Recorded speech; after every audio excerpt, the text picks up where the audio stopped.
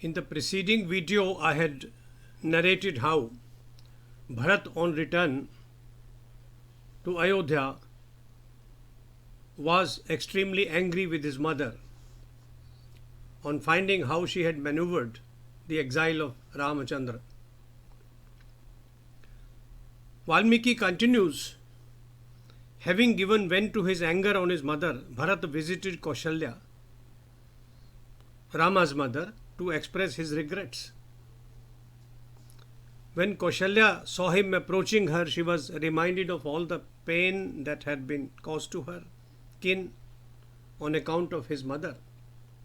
She was furious. Looking at Bharat with fiery eyes, she said, "Son, your dream of being king is now fulfilled. You coveted the kingdom and conspired with your cruel mother to have Rama out of your way. Thus,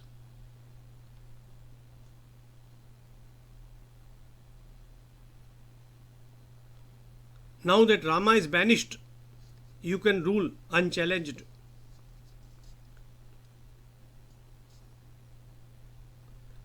A grieving Bharat assured her of his innocence and asked for forgiveness. He said, "Mother, I knew nothing of the happenings in Ayodhya. I am innocent and I am willing to suffer for any sin that I may have committed."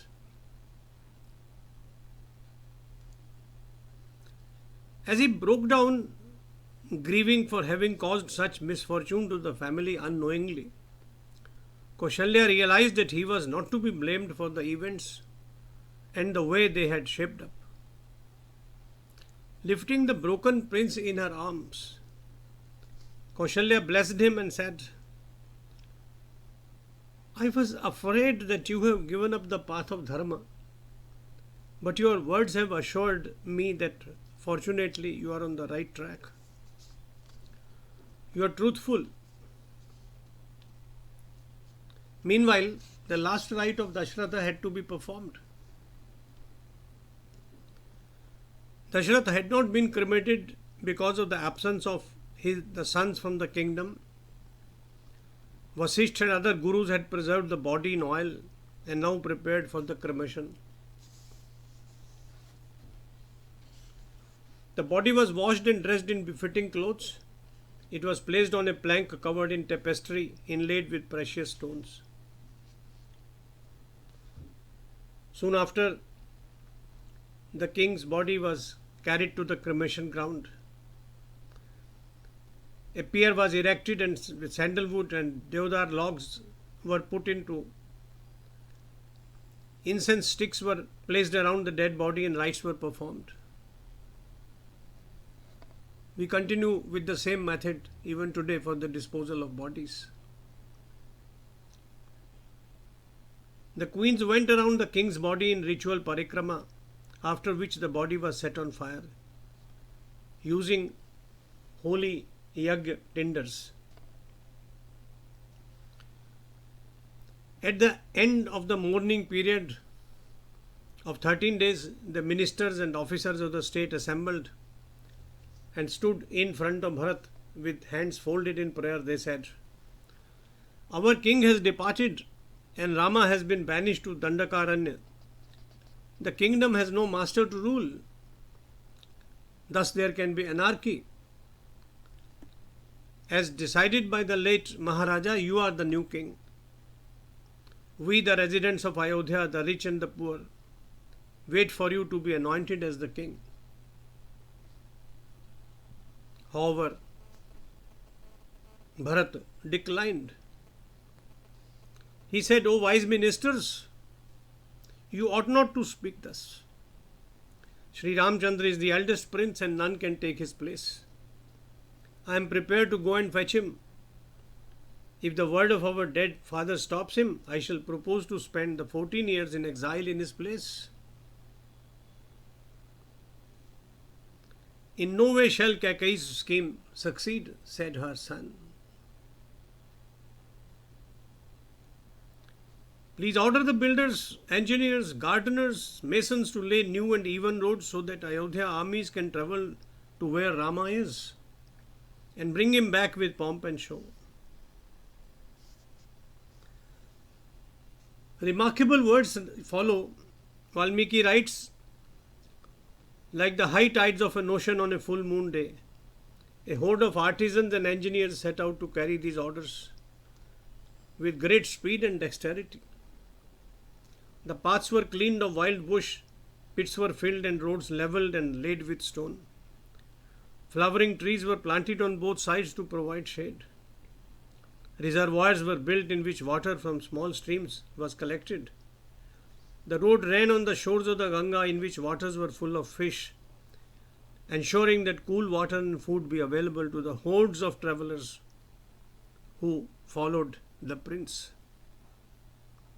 The next morning began with the palace musicians playing and beating drums with golden sticks to awaken the king, as was the custom.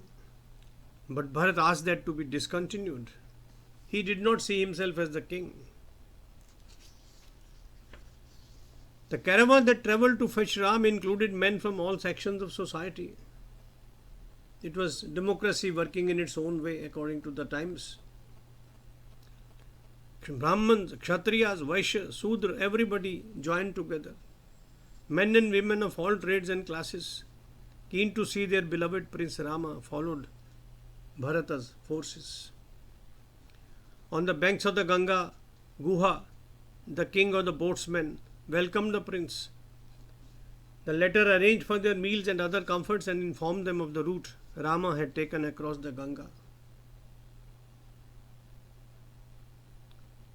Praising Bharat, Guha said, I do not see a devout person equal to you in the universe. You desire to give up the kingdom. This is unprecedented. However, no words of high praise pleased Bharat. The anguish of having been parted from Rama gnawed at the innards of Bharata, already shriveled by sorrow at the demise of his father. Across the river Ganga, Bharat entered the hermitage of Rishi Bharadwaj. After formally welcoming him, the Rishi addressed Bharat, You are now the king of Ayodhya with all the riches at your disposal. What made you undertake this harsh journey into the forest? I have no faith in your honesty and words of guilt. For me, you have hurt your innocent brother, and I will not give you any opportunity to harm Ram, Sita and Lakshmana, now living in peace like hermits in the forest. Bharat apologized for what had happened and explained how his mother had contrived things in his absence without his knowledge. He requested the Rishi to tell him of the whereabouts of Sri Ramchandra. Muni Bharadwaj's initial skepticism was washed away with Bharata's tears and he forgave Bharata. He assured him of all help in tracing the whereabouts of Rama. Through his divine powers, the Rishi made lavish arrangements for food and other comforts of the hordes of people accompanying the prince. Next morning, the Rishi indicated to Bharat the route to Chitrakoot, a hill situated about 80 miles from Prayag. Approaching Chitrakoot, Bharat asked his forces to halt far from the hill so that Rama did not misunderstand the purpose of his visit. Since he was travelling with the armies like an ocean sweeping large tracts of land in high tide, he did not want Rama to misunderstand his intentions. After looking around for some time, the Ayodhya warriors reported sighting smoke rising from near a grove of trees, which was a confirmation of human habitation. The prince asked them to wait at the spot where they lived. He wanted to approach Rama all by himself. We next will take up the famous event called Bharat Milap, on which even movies have been made, where Bharat meets Rama and requests him to come back to Ayodhya. Jai Shri Ram, Jai Shri Ram, Jai Shri Ram.